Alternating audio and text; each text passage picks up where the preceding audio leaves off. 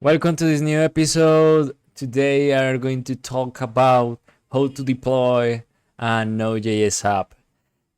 Well, the main about this video is about how to deploy, and maybe for people that already know how to deploy an app, it's not a big deal because we are going to cover how to create a project and say how to set it up to deploy or productive environment.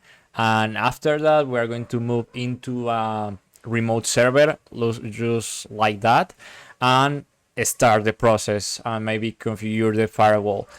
But there are a lot of different alternatives about how to deploy an application. So in this video, I'm going to cover the most basic available because there is another maybe more efficiency or well based on other software solutions. So yeah, the main purpose behind this video is just show to the maybe developers who already know how to develop apps, maybe discover this hidden or mysterious area about how to deploy apps because it's not a big deal. So first of all, we are going to start making a basic Node.js app. I already have this one. Well, this one no, I only have the empty folder. So let's initialize a basic Node.js application our project and create maybe the source index.js. In this file, I'm going to create something basic like console log, but after that, we are going to create the maybe Express server, but I'm going to tell you why. And let's create a startup command like just node source index.js, and that's it. First of all, I want you to notice that only using npm run start, we have our hello world. Maybe this is enough, maybe to just move to the server and start the process, but the idea is maybe use something more close to the productive environment like a web server using Express. So we are going to create a Express server, and after that we are going to continue with the process. Once we have the maybe standalone basic web server, let's install Express. And that's useful because we are going to just upload the package.json. That is the most important to tell to the other server what they should install to work this application. So let's start this one again, and as you can see, we have our localhost 3000, and let me execute this operation just right there, localhost, and as you can see, we have our hello world. So the next step is first of all, be careful with the steps that you have to perform to deploy our application.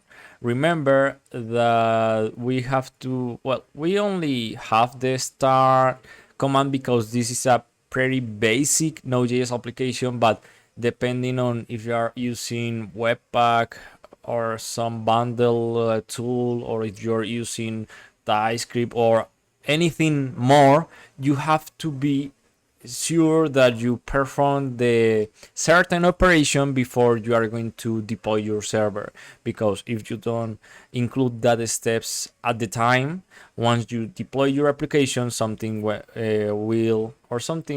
be wrong. So in my case, maybe the most basic step is just install the dependencies. So it's enough using npm install, but maybe you can use in this one, maybe, I don't know, push to a remote repository host on GitHub, and maybe after that you configure your VPS or your own private server that is public, and I don't know, get that info and more. In my case, I'm going to use a pretty famous CLI tool called SCP that allows just move files from maybe from different servers or different machines. So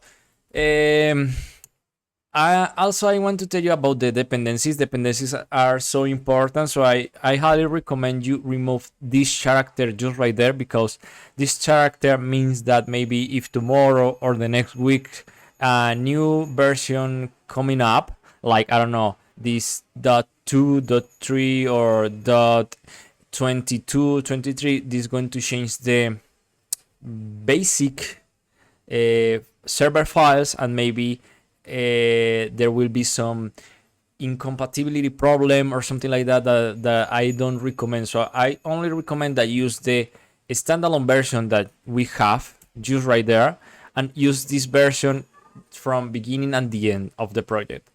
And maybe if someday you are planning to upgrade this version, be careful, because it's not too easy, like just go right there and change one number. In some cases it will be that, and other case it won't be that. You have to perform other operation to perform a correctly upgrading dependencies. So in my case, for example, I'm going to tell you, because maybe some beginners think about dependencies on something like this won't be difficult, or this want to be, or tend to tend to fail, because I don't know, Express is a pretty famous package or dependency, and I don't think that it will be broke something. But in my personal case, I'm going to show you a problem related with compatibility problems, and it's about Next.js, the last version 15, and ChatCN.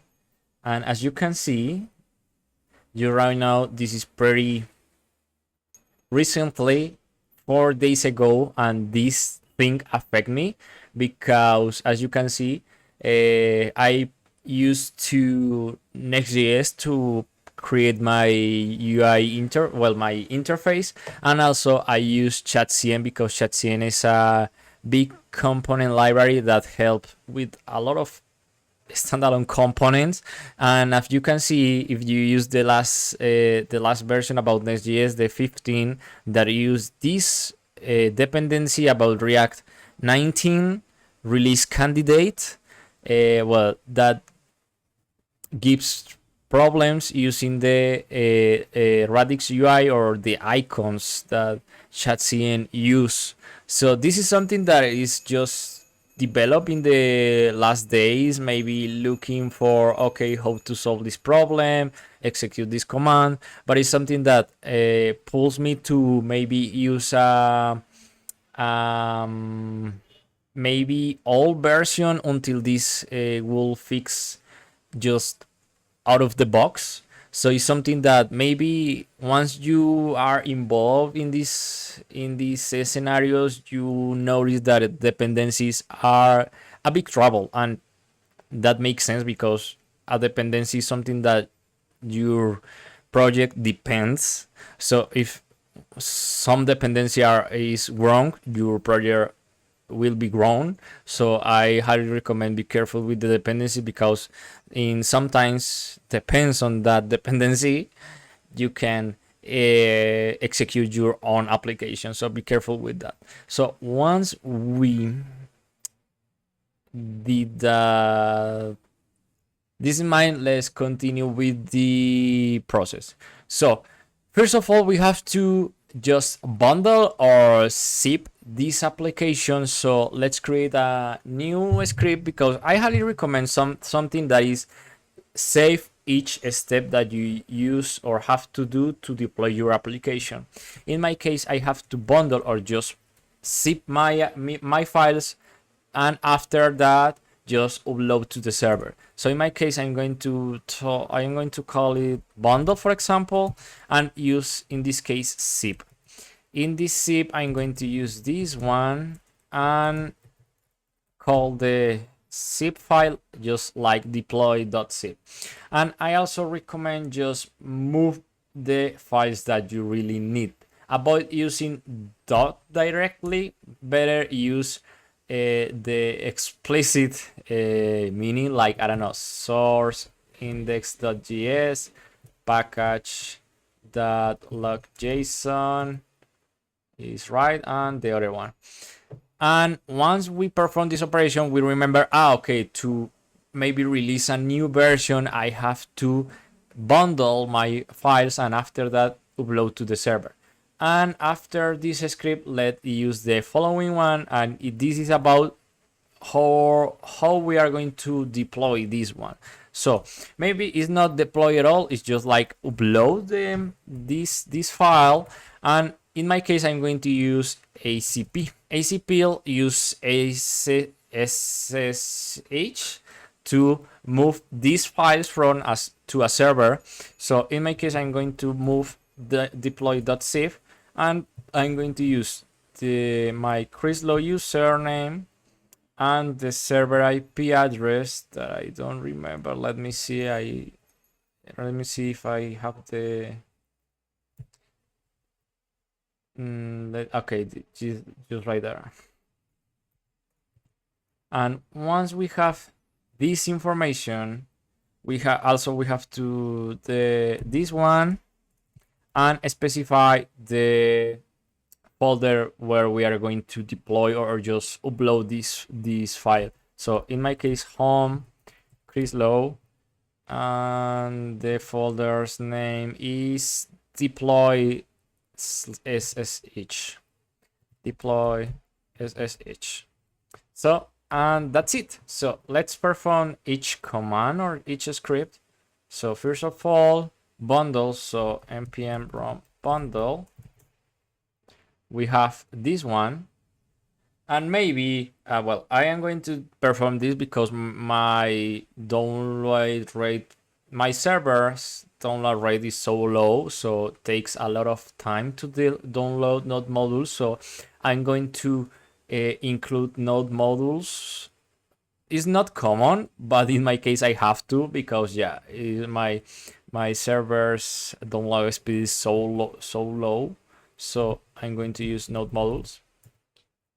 And also maybe this is helpful to save some bandwidth, so feel free to use it. I don't know. And okay, let's perform again this command just right there. And as you can see, also we have node modules. The file is not heavy at all. Let me see. As you can see, it's lower than 1 megabyte, so perfect. And after that, we are going to use upload the script. So let's perform upload the script. And after that, I need my credentials. So let's use that. And maybe let's see this short animation, and it's done. If we go to the server and use ls, and as you can see, we have this. Maybe excuse me, because I have this for the last video, so let me remove this and just upload it again. So let's okay, this is not the terminal. I'm sorry, I am pretty low. What is this? Okay, this npm run upload. Okay, use the credentials. And once, okay, we have our file just right there. And as you can see, if we see the information, is corresponded to what we already done. So let's unzip this one, deploy.zip. And as you can see, we have all the files. And maybe in your server, you already have installed Node and a certain firewall. And well, I just need to execute npm run, in this case start, and as you can see, we have our server running. But also you have to configure your firewall. In my case, I'm use UFW, I have to use this one in this way because I have path problems. So, and as you can see, and maybe use this status command, you are going to see what ports I already have open in my server. Let's use sudo, and as you can see, I have a lot of different ports open, and between them we have the 3000 open. So once we have this port open, this port open, let's execute the application using npm run start, and after, well, before, look if the server is serving this process. I want to notice something that is about this. I don't know if you notice at the first time, but this is the same.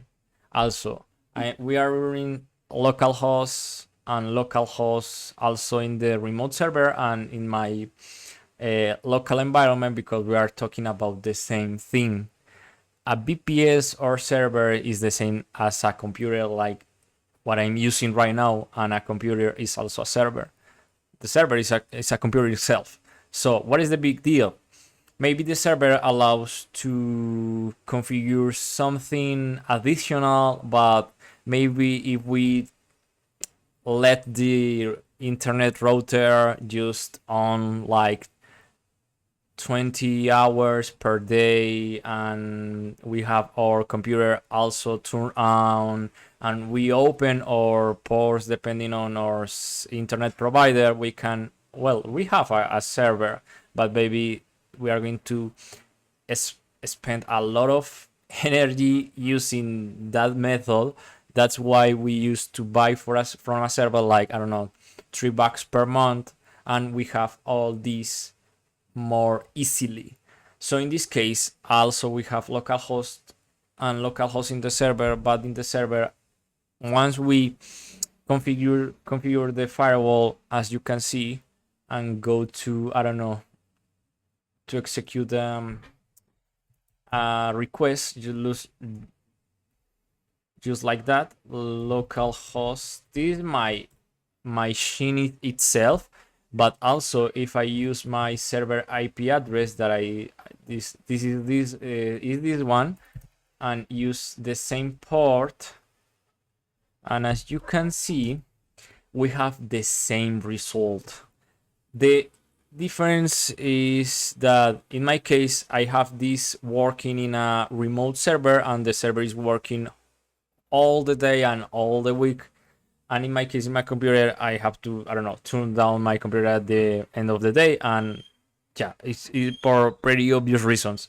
So in my case, it's pretty useful because, for example, if I open a Chrome tab and look for my server and use this port, and as you can see, we have this result because we are using an IP address, and this right now is public. Everyone on internet can use this IP address to make a request to the server and ask, hey, what are you serving in this port, the 3000 port?